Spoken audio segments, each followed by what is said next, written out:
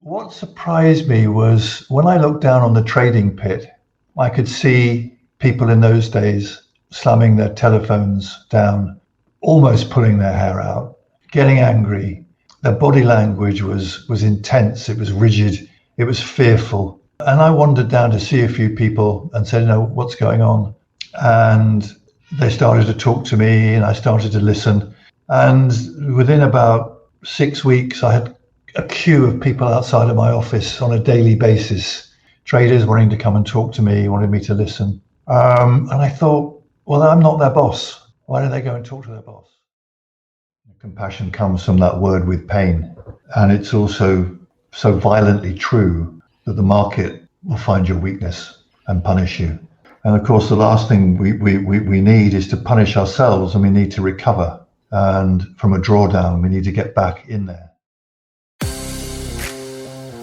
Welcome to the Alpha Mind podcast, where we explore the human aspects of trading, risk-taking and risk management in financial markets.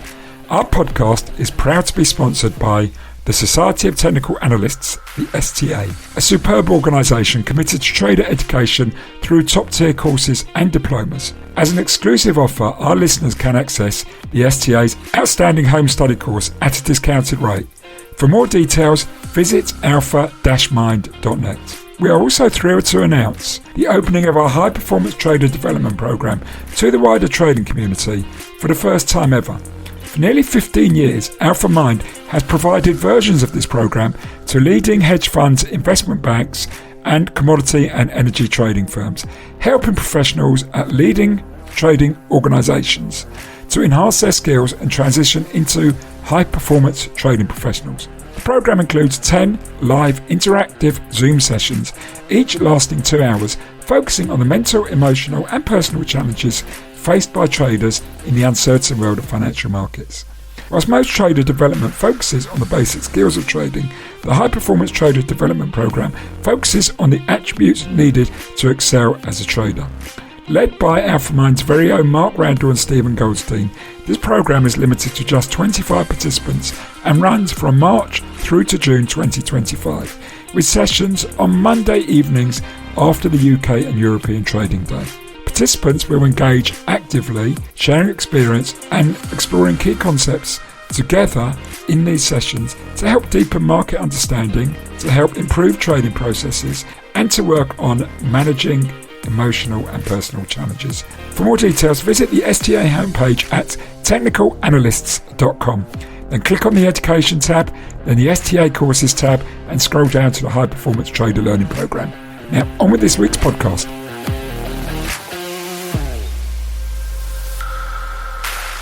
Well, welcome to this week's Alpha Mind podcast, and we're delighted to have Peter Burditt with us. And if you've read or are about to read Stephen Goldstein's new book, Mastering the Mental Game of Trading, you'll find the introduction was written by Peter because Peter played a significant role in Steve Goldstein's own transition as a trader.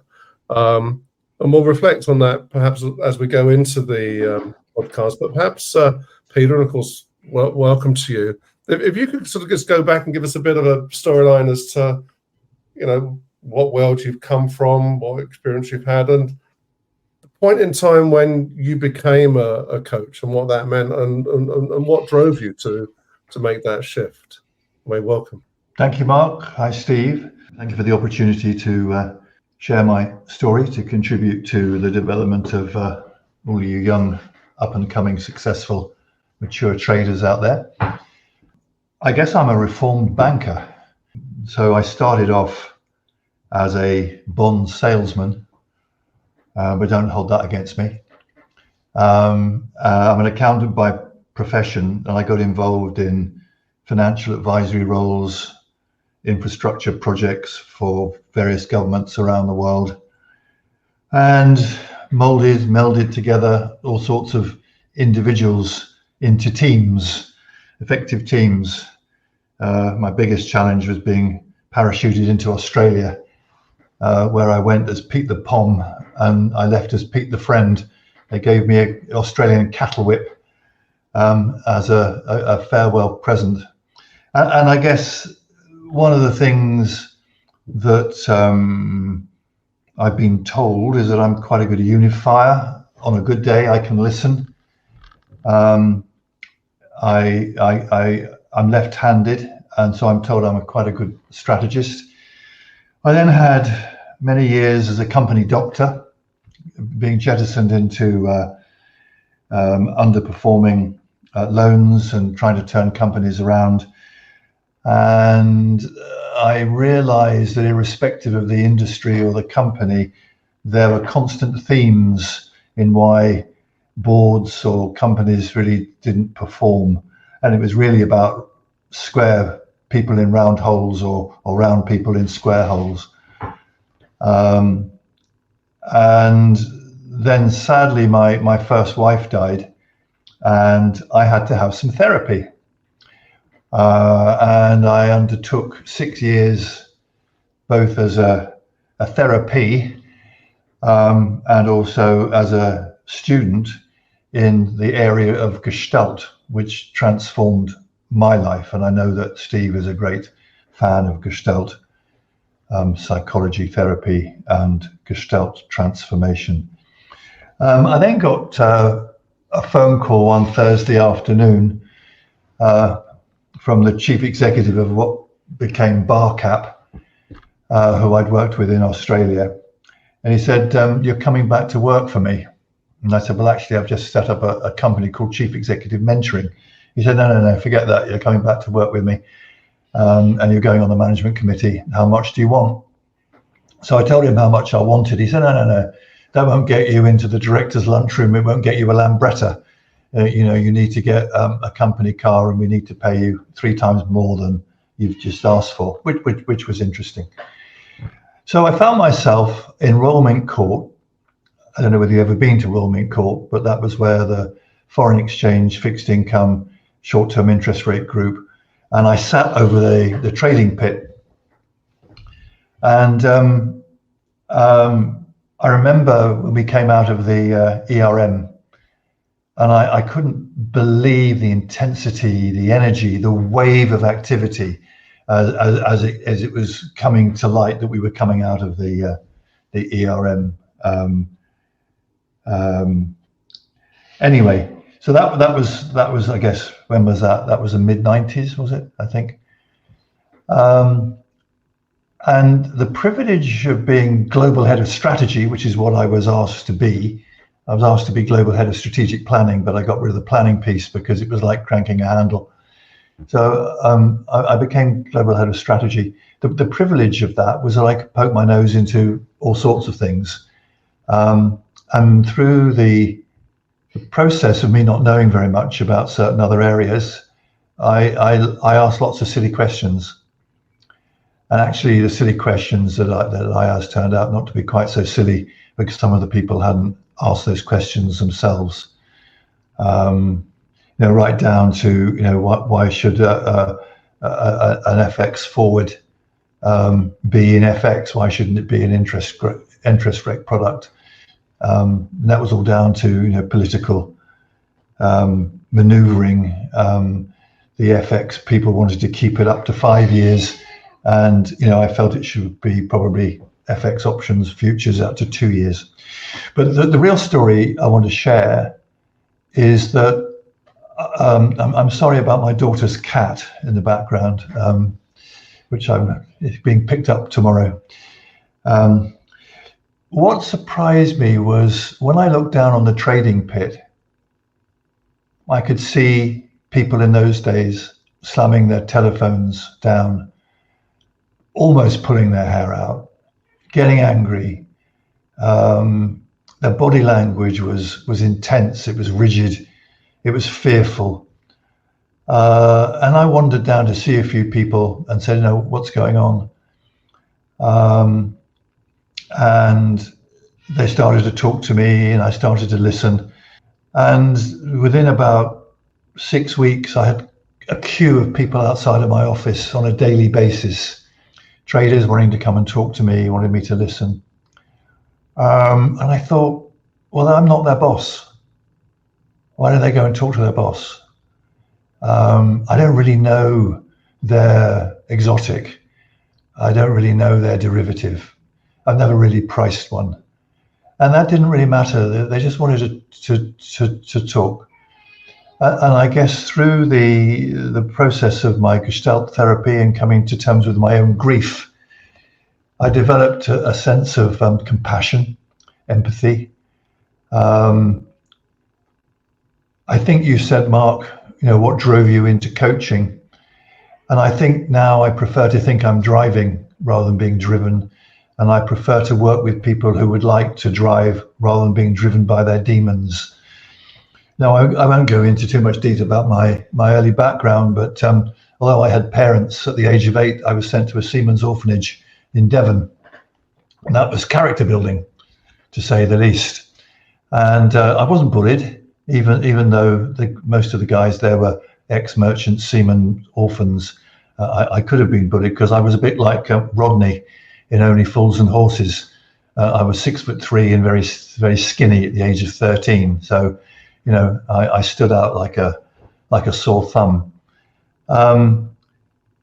Having combined my technical skills for what they were with the therapy that I got from Gestalt, I developed something called Ruthless Compassion. And around about that time, because the chief executive of Barclays sold the equity business to Credit Suisse, myself and my boss resigned. And I set up something with a very dear friend of mine called the Academy of Executive Coaching. In fact, Steve, you don't probably know this, they've now elected me as chairman of the Academy of Executive Coaching. And I have heard. You had heard? Yes. And one of the first gigs I got was working at Lehman Brothers, because they asked me to work with 120 people because they wanted to go back to cash. They wanted to go back to core. So I interviewed 120 people, 60 of them stayed, and 60 of them went off to other places, ranging from all the bulge bracket houses, Goldman's, Deutsche Bank, UBS, Credit Suisse, Coke, the pipeline company, because I had a background in oil and gas, and these traumatized individuals who were really told, we don't want you, go away. If you can't reduce your ambitions and do cash, took me with them into their new companies. And so within 18 months of setting up my coaching company, which is called Strategic Development Consultants, because I thought they wanted me for strategy, but they just wanted to talk and get my ideas or input or sounding board. You can't see my logo, but my logo is of it's wooden. It was sculpted by a lady friend of mine in Devon, where I come from. And I said, Julie, chip away up and see what's in there. And those people that know the story of the statue of David, sculpted by Michelangelo, when they said, Michele, how did you do it? And he said, I just chipped away at the bits that weren't David. Now, for you classicists, you'll know that the word persona is the same as the Greek actor's mask. And I believe there are different masks for different tasks. So the two combined stories is that I think we carry a lot of baggage.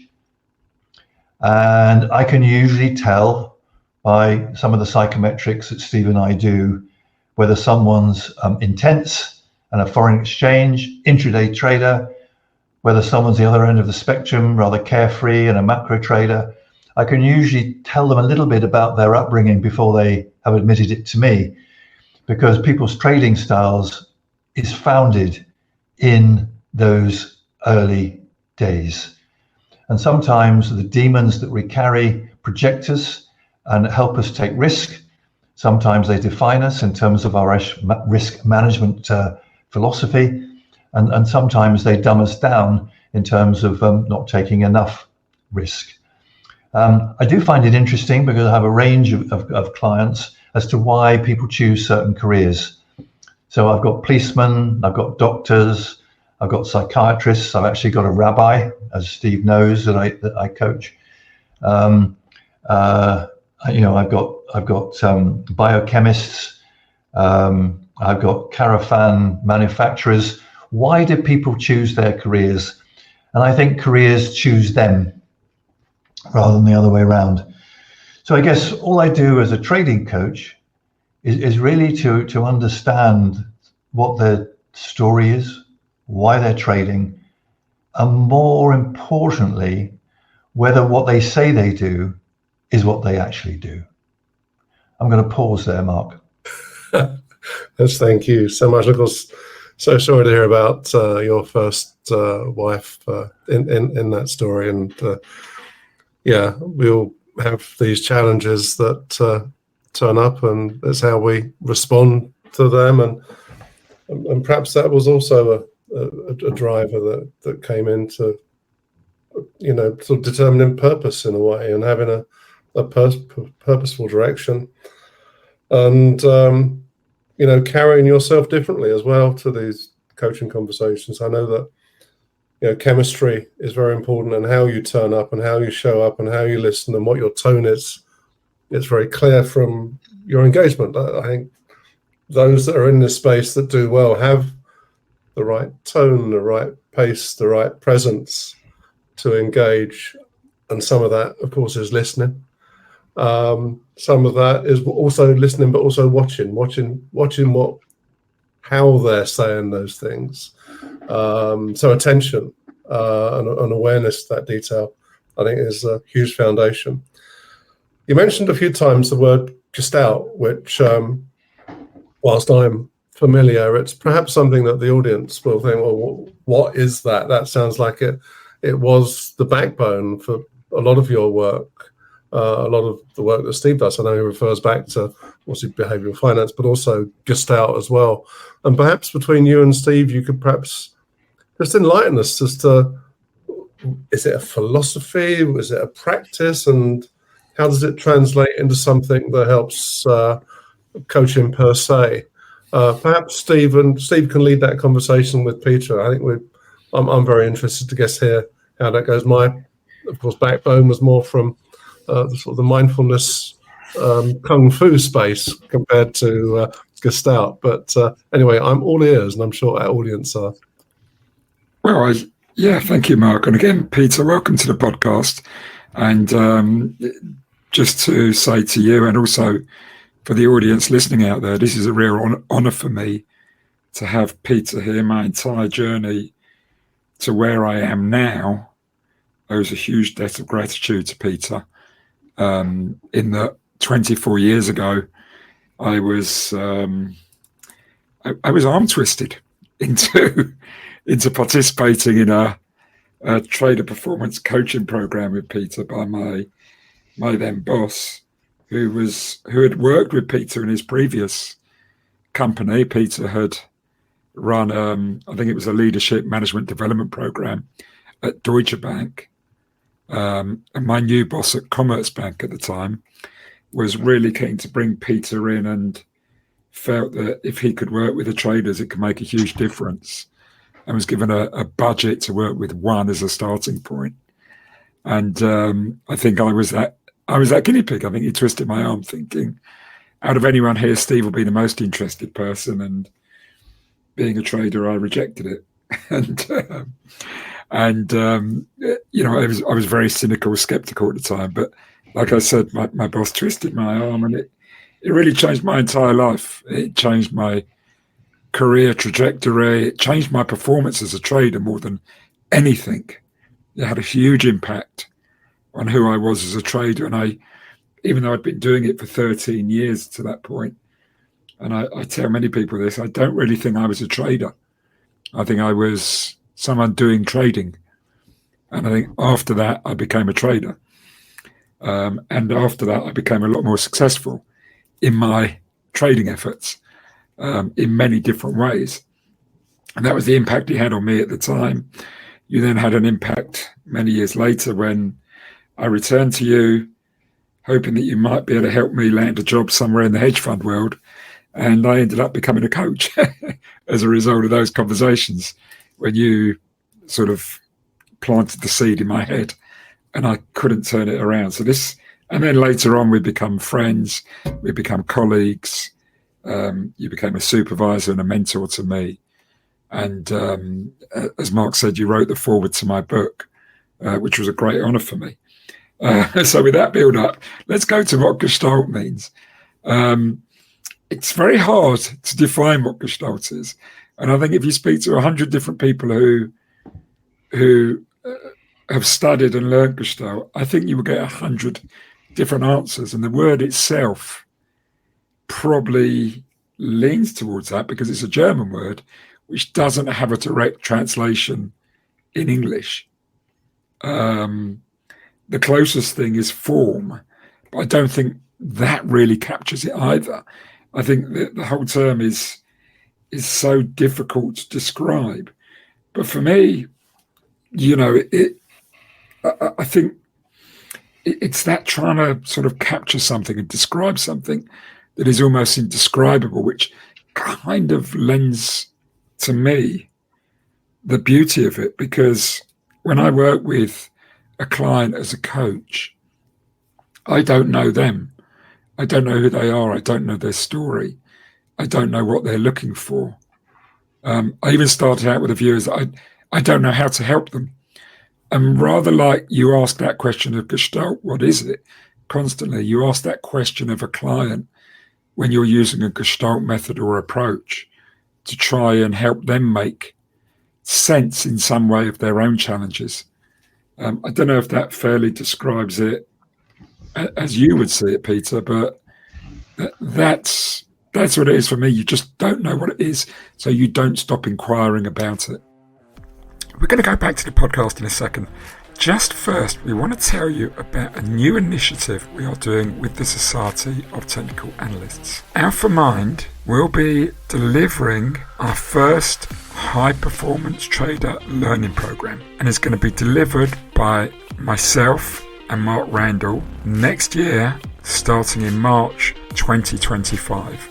This program is based on over a decade of successful performance, coaching programs and workshops delivered by us at some of the world's leading hedge funds, some of the world's top investment banks, and several of the world's top energy and commodity trading firms, as well as to serious-minded professional traders, including several who featured in Jack Swagger's most recent Market Wizards book. You can find out about this program by going onto the Society of Technical Analysts website at the link technicalanalysts.com and then go into their education page. As we said, this is a 10-week program delivered on Mondays, UK time, between 6 and 8 p.m. It's going to be delivered live over Zoom. Enrollment is limited to just 25 participants. Now back to this week's podcast. Well, Mark, thank you for asking Steve first, because I had to look up the technical definition, which I'll read. Gestalt theory emphasizes that the whole of anything is greater than its parts. That is, the attributes of the whole are not deducible from analysis of the parts in isolation. The word Gestalt is used in modern German to mean a way a thing is used, or placed or put together. There is no exact equivalent in English. And Mark, you were very perceptive, thank you, in your summary after I'd finished my monologue about the tone of voice, the mannerisms, the pace, the listening, the inquiry, and the mind and the body are part of the same system. And some people believe that thoughts drive feelings. Gestalt believes that feelings drive thoughts.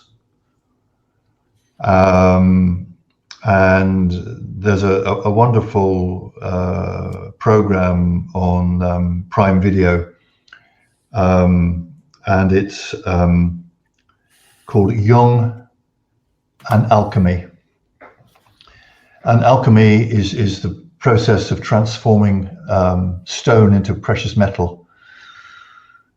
And the interest for Jung was that he believed the muscles hold the memory of the trespass that first wounded us.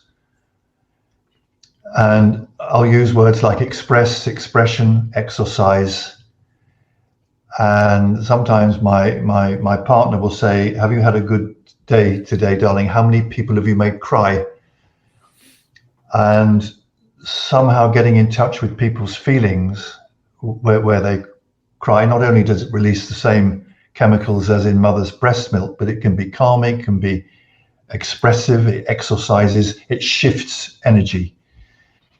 And I was introduced to a new client 4 weeks ago, and he was very stoic. He stared at me. I was told he might be difficult. And I said, are you here because you want to be? Are you here because you put your hand up? And he said, oh, I am intrigued. So I said, tell me about the trauma you experienced when you were 7. And he looked at me and he started to well up. And he said, how do you know that? And I said, I'm guessing, but there's something in the intensity of your eyes. There's something in the depth of something I can't put my finger on, whether it's anger, whether it's resentment, whether it's revenge, whether it's grief, whether it's shame. Tell me what it was.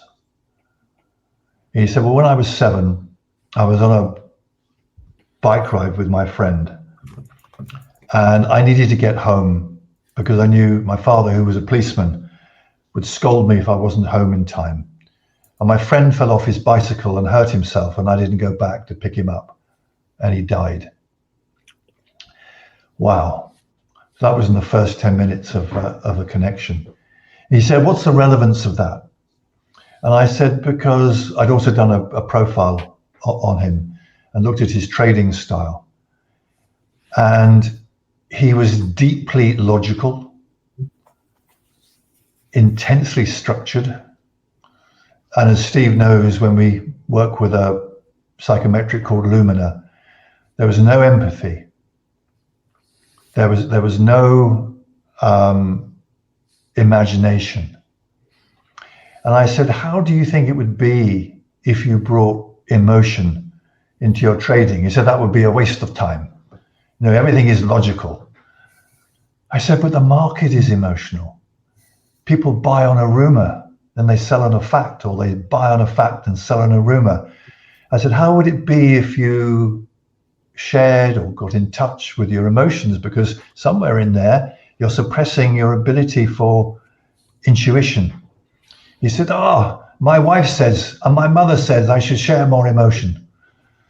No, I'm sure it was coincidence, but 3 weeks later when I saw him, he'd had the best 3 months of his career, because he had started to realize that listening to people in the marketplace, listening to his brokers, who he had really disdained. He thought his brokers were just out to get him and out to screw him. When he started to listen, he really changed his risk appetite. He shared his approach. And the second time I went to see him, he even smiled at me. Interesting. I'm going to ask you a direct question here, just as these thoughts were coming up. In terms of coaching, of course, what you've described, is there a sort of a thin line between coaching and counseling? And therapy.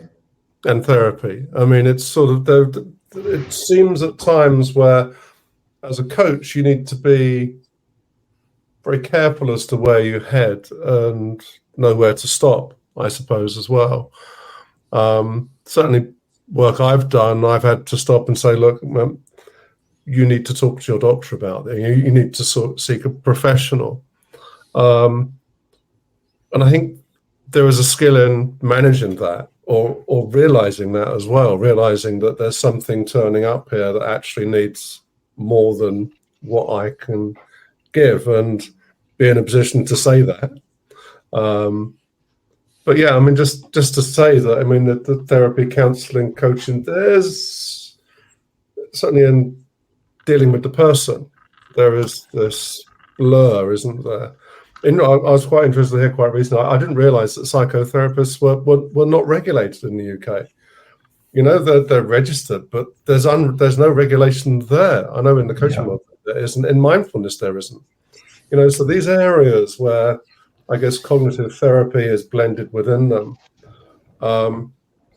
is an unregulated space, which thus means one has to be particularly careful and have the right insurance in place when you start to engage with these types of conversations.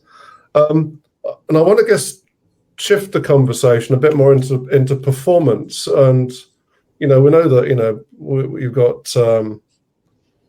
Tiger Woods has had Bruce Harmon or Butch Harmon for years. Djokovic, Ivanisevic has a coach.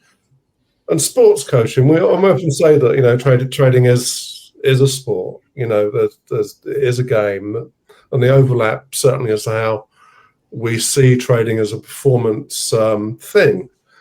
You know, means that we talked a lot about how sports coaches engage with, you know, sporting clients. But if we look at the world of trading, how much of an overlap is there? Because, you know, Ivanisevic is spotting sort of where he can tell Djokovic to correct, at least until he was only recently changed as a coach. But Harmon would be telling Tiger, you know, your angle of attack is slightly wrong. But in the coaching world, just to put it on the table, you don't tell, do you? You rather encourage an answer to surface. But in the sports world, they would absolutely be wanted to be told if they've got something that needs adjusting. And how do you see that in you know, when you look at the world of coaching compared, you know, with what you do? Is that directed at me or Steve? Well, either of you. At you, Peter. Okay. Well, you're the guest. You're the guest. All right. Okay. In the purist world, there are 4 types of coaching. There's skill-based, developmental, performance, and transformational. Yeah. You raised some very wise questions, Mark. I sometimes say to my clients, what do you want? There's an axis here.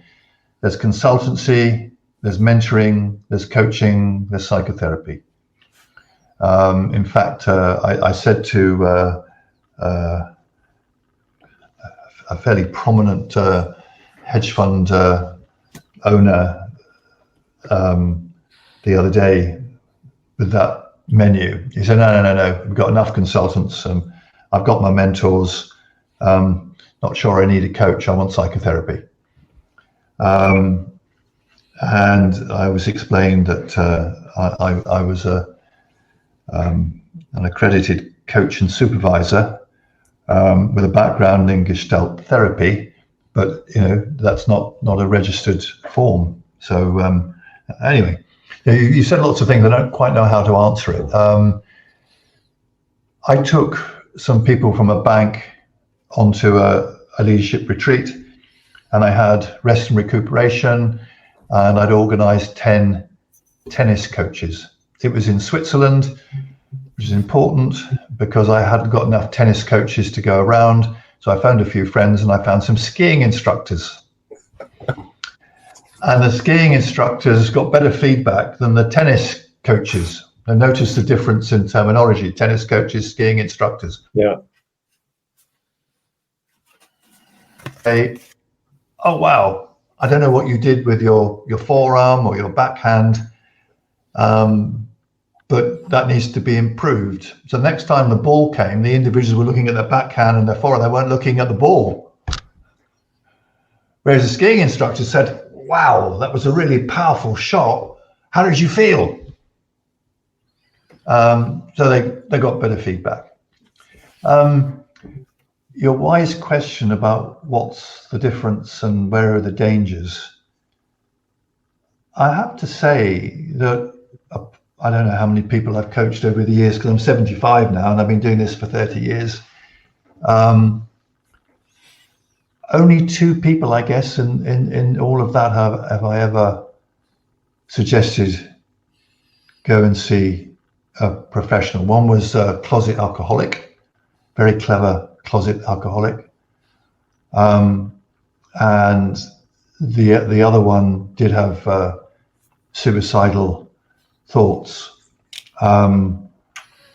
But your other question was, you don't tell, you suggest, or you excavate. And I think that there's something in the power of empowerment, because if someone goes to see a doctor, there's something wrong with them. And the thing about Gestalt was it was always modeled on successful people, whereas therapies are usually modeled on sick people. So if you're a doctor and you hold yourself up as a doctor, then you become an expert, and somehow in that whole process you disempower the individual. So through the process of excavation, and I call what I do a journey of prompted self-discovery, and that's worked for me and the majority of my clients over the years. I don't know whether that answers your question, but there is a Hippocratic oath, which is do no harm. And there's a guy who been much more successful in writing about what they do than me, called Miles Downey. And he one of his classic comments is, there are no rules to coaching, but you need to know them. I do feel that, Steve, you've got something to say as well. So yeah. Do you know what? My head is spinning. I got so much to say, but we're trying to keep this relevant to trading, and thinking of the audience again here. I guess tell people to buy your book. Read the book. Other than that, there will be an advert. There will be an advert somewhere in here. We might have had it already. But you know, Peter, you call yourself a practitioner almost. I'm not sure that was the words you used, but someone who practices ruthless compassion. And you know, going back to my book, actually, the very first story in there, on the first page after the introduction, bizarrely, is a story about a colleague showing me compassion. And how I suddenly realized that all the key moments in my career, someone had shown me compassion. Being it a manager, a colleague, a boss. And clearly what I needed at those moments, including when I had the coaching with you, was compassion. And what I think you've also correctly pointed out is a lot of people who come to coaching, especially in the trading world, have got some sort of trauma behind them. And often it drives success. I think it creates a kind of stoic nature, a kind of nature of, you know, if I can survive that, then there's nothing the market can throw at me that's gonna knock me down. And I think people who haven't had that are the ones who are most at risk of not being able to cope in the markets with this constant battle with uncertainty and volatility and disappointment. And it, you know, somewhere within there is that need of, I think we're all damaged in some way. And I like to think of it more as fractured, not broken, but we have a lot of fractures. That's made us who we are along the journey in life. And the market finds those. That's what this job does. You're sitting there and it's almost like the market goes into and finds them in everyone. And therefore what they need usually to get through is compassion. And one of the things I talk about in the book is how almost the greatest gift you can have is the ability to be compassionate to yourself. And how I've noticed that so many people who are really successful at this job they unconsciously practice a form of self-compassion. They're good to themselves. They give them a break. They stop beating themselves up somewhere, because this job does that to you. You start tearing yourself apart and beating yourself up and going in on yourself and getting caught into these destructive cycles, almost of violence on yourself. So suddenly having someone, I can get it, that story you told when you were working at Barclays and you walked out there and your nature is to be naturally ruthless compassion. I can only imagine, and I don't know if you can see now, I'm holding my chest there because I feel it here, to have someone who could suddenly listen to you in that moment where you're getting beaten up and you don't want to show a vulnerability or a weakness. And then there's Peter comes along. Can you tell us a bit more about that? Ruthless compassion, or even what that means to you when we're talking about this?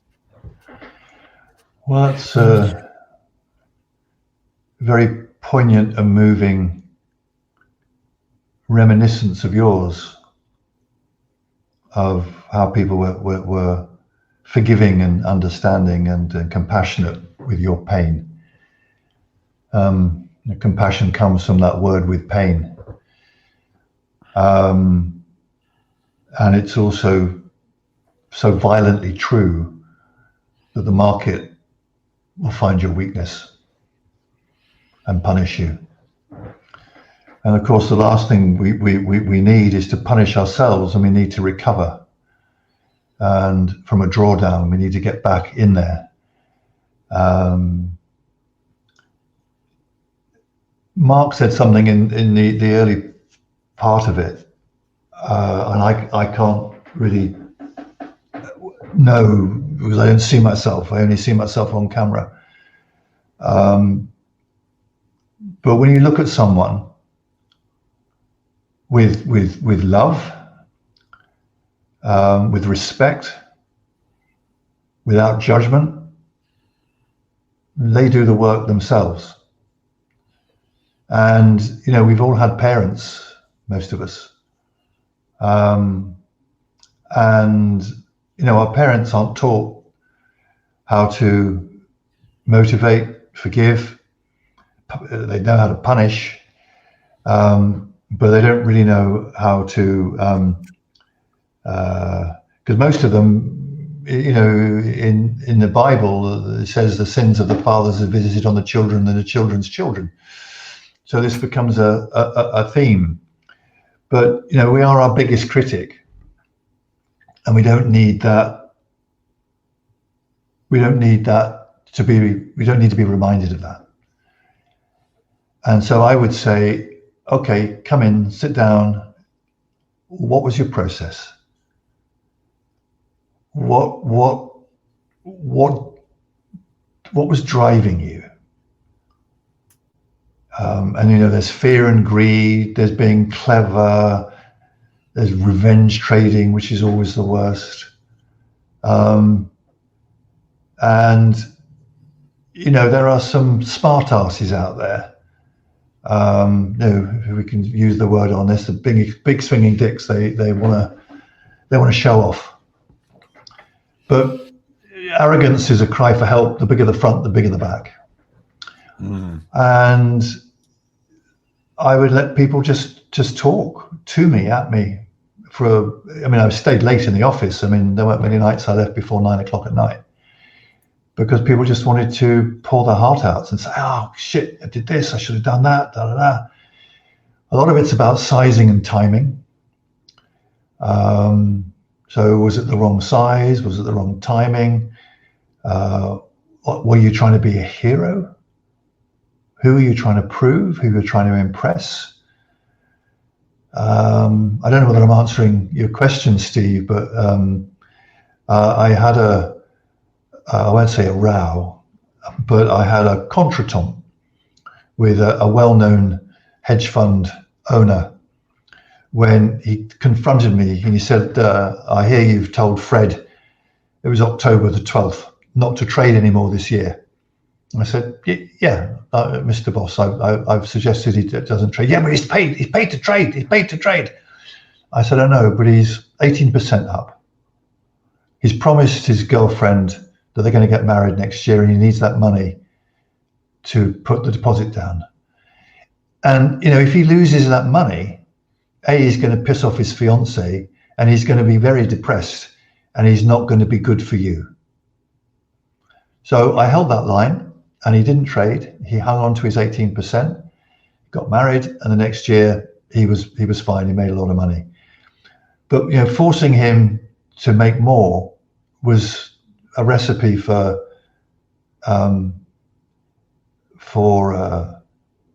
unhealthy mental attitude, one way or the other. There was nothing to be gained really, because he performed well. I don't know whether that answers your question. I guess on reflecting, that sounds like you gave somebody a red card, though. A red card? You've gone, hang on a bit. Yellow. You're up. Or maybe a yellow. Yellow.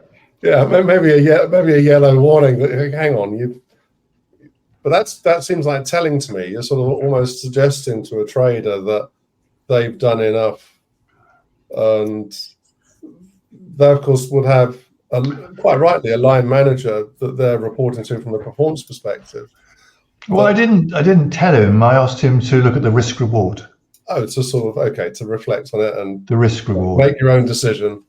No, I wouldn't normally intervene with someone's boss without their permission, but it just happened that I was in there a lot, and the head guy of the hedge fund knew me and wanted to know why I suggested he didn't trade anymore. But it's interesting. I think all of these conversations that you have with traders have to start off from them actually wanting to download to you in the first place.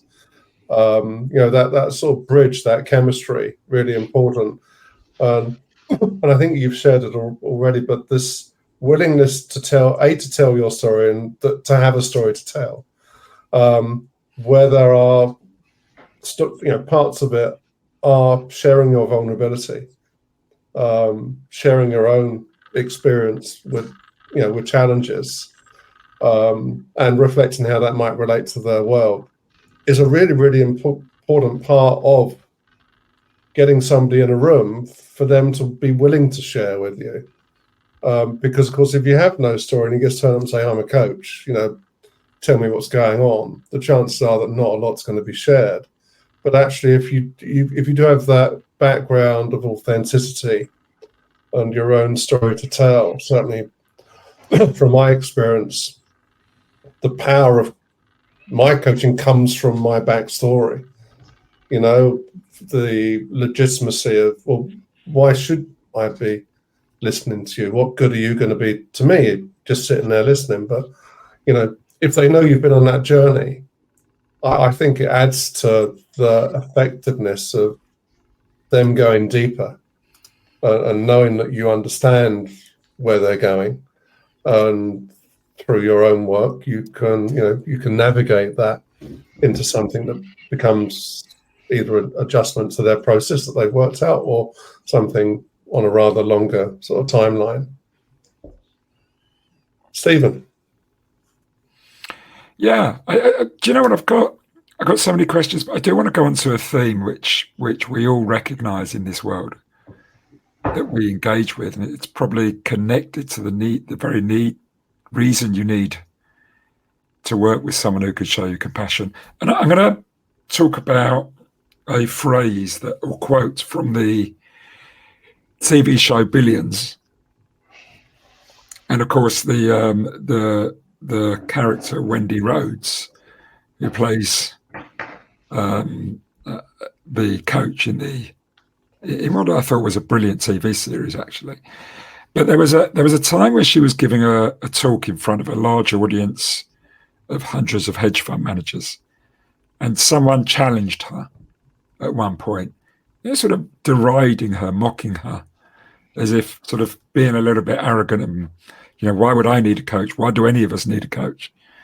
And she launched into this kind of sort of attack in response to him, where she said something along the lines of, the thought that others might know I need help or sought help was worse in my mind than not getting the help I need.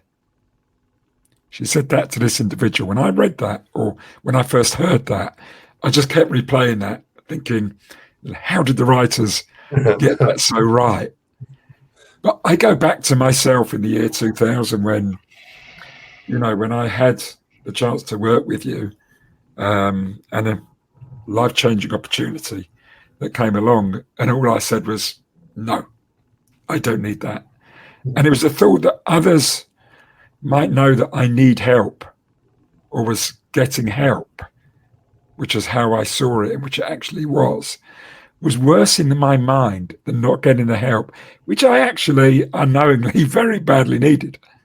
And that attitude is really in my feelings still deeply pervasive in this industry.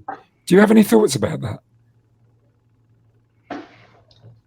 Me or Mark? You. Me. Yeah. There are some statistics that say women are more likely to go and see a counsellor than men. I mean, this is a whole new subject around the way men are brought up. Boys are brought up to be men.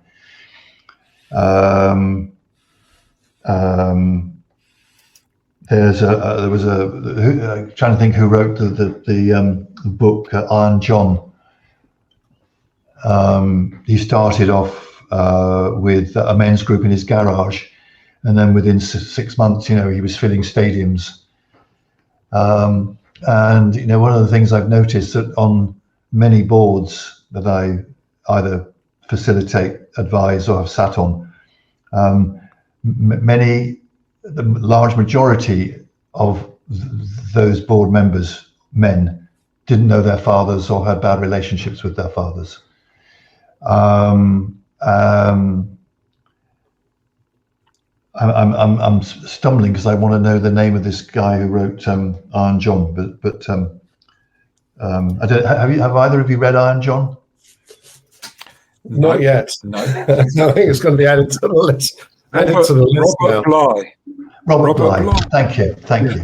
Right. This is a huge subject around what men historically have been brought up to do. We've been brought up to fight. We've been brought up to do manual work. We've been very competitive. And we don't need help. Boys don't cry. A lot of people that I work with have, like Steve said, wow, it's been such a rich experience. I'm different at home. I'm different with my kids. My wife always knows when I've been to see you.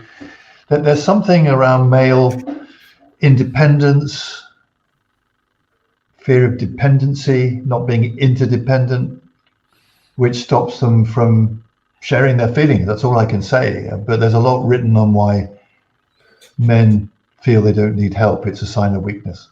Yeah, I think it goes into the bracket, soft skills and emotional intelligence, which the female of the species embrace with vigor, I'd say. But I think, the times are changing, with Fitbits, with Aura rings, with Under Armour almost training, making it a bit merged as to what sport looks like and what yoga looks like. And it's acceptable to wear that sort of kit and turn up and do stretching. And I know a lot of martial arts, were doing that 80 decades ago. Yeah. But I think it's now, we did in Kung Fu, we were doing meditation in the late 70s. And that's where I sort of started to learn. I sort of learned, forgot, then relearned, because I had trauma to deal with when I was under the panic of being in markets in the mid-80s and having to deal with that. And I was sort of my first client as a result. If you get what that means. Steve, were you in the Scouts? Yeah, I want to challenge you there, actually, because I think there is a lot more awareness around this, the Aura ring. There is. No, I'm just saying that it is. People still want to try and do it themselves. That's the Well, biggest yes, I hurdle. suppose, yes. Yeah, I they want a tool. Isn't it? I think at some point someone will frame it in a way, and I think the sports world's doing that to make it feel more acceptable. The more sports talk about the need for coaching, the better it is for us to be engaging with positioning trading as a performance area where I think it's interesting that the military probably has embraced it more than anyone else. Yes, absolutely. And yet it still sort of doesn't travel across some of these worlds. One of the things that I do work with traders is fear. So I have a little model which is grief, joy, and fear. And joy and grief, brothers and sisters to love, and fear is the absence. So before I went back into a market environment, I was doing a lot of anger workshop stuff as part of my therapy. And I broke my wrist punching a cushion in a classic boxer's break because I was so angry that the guys were holding it, dropped the pillow and I hit the wall. The next week I went and she said, "What are you going to do today?" So I kicked the pillow and the same thing happened, and I've still got arthritis in my little toes. The third week I went back there. She said, "So Peter, what are you going to do today? We've seen you act out your anger.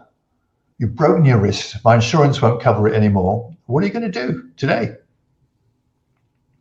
And Mark and Steve, I sat there in a circle on a beanbag with 12 sets of eyes looking at me, which seemed like eternity. And I started to sob. And she said, "Why couldn't you sob before?" And I said, "Because I would have felt really foolish." And she said, "What are you feeling now? What stopped you?" And I said, "Fear." And she knew I was going to go back into the market as head of strategy for Barker. And she said, "Don't you think those traders ever feel fear?"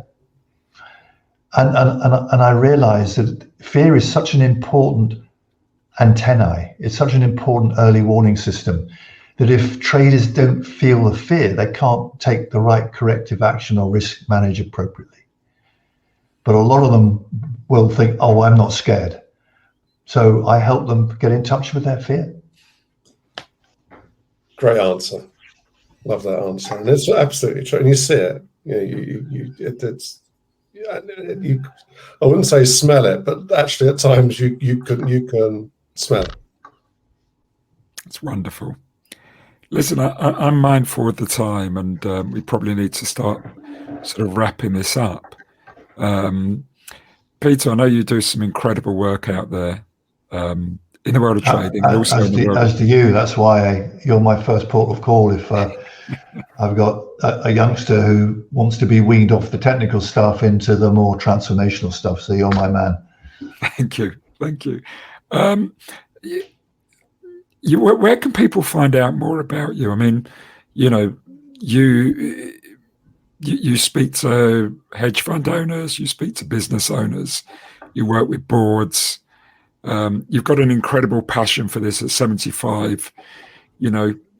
Your light isn't diminished, and it seems like you've got it's almost like a sense of mission about you in what you do. So I guess you've got no plans yet to hang up the gloves. Where can people who really want to get in touch with you find out more? I think we get the clients that we need or deserve, and when the student is winning, the teacher appears. So I don't advertise.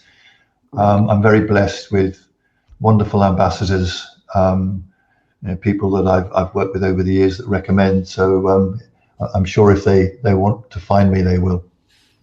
Okay, wonderful. Well, we will put your website page in anyway in this link if anyone is looking to know more about you and find out a little bit more about you. Peter, thanks once again. Thank you. And if people do want to get hold of me, then probably the Academy of Executive Coaching is probably the best portal.